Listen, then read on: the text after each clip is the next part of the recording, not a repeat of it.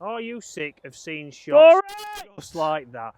A long shot, a long way right, and that's exactly what we're going to be talking about today. Have you got a few holes at your golf course where you don't want to hit your driver? You get on there, and that is the kind of shot that you hit.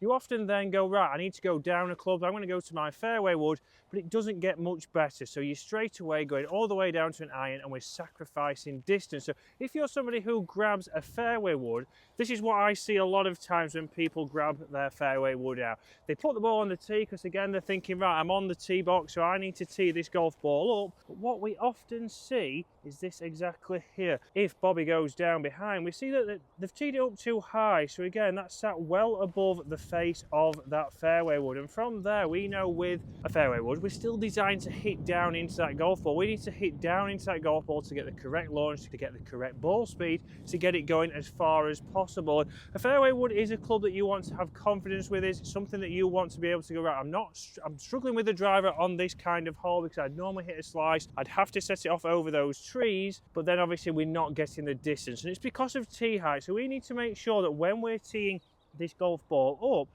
it wants to be just above the ground. So only just. So you can see there, again, we've got probably half the ball above the face, maybe even less, because now we're still trying to hit down, so we're still going to hit exactly where we want to. We're trying to hit the center of that face. So if we can get that down into the correct position, I can stand here with more confidence that I know what kind of strike I'm going to get.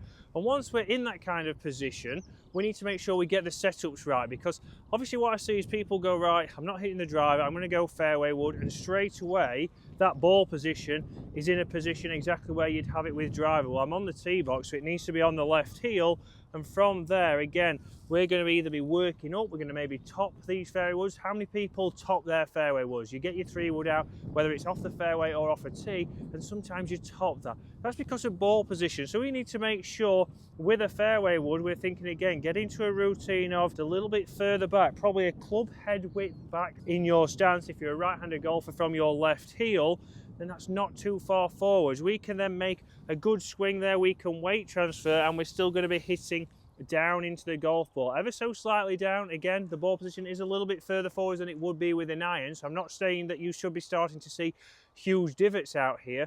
We're going to make a little divot, a little contact with the ground, but then from there we can get into that consistent setup. I can get onto these holes where I don't want to hit drive and I want to hit a fairway wood, still get a good distance,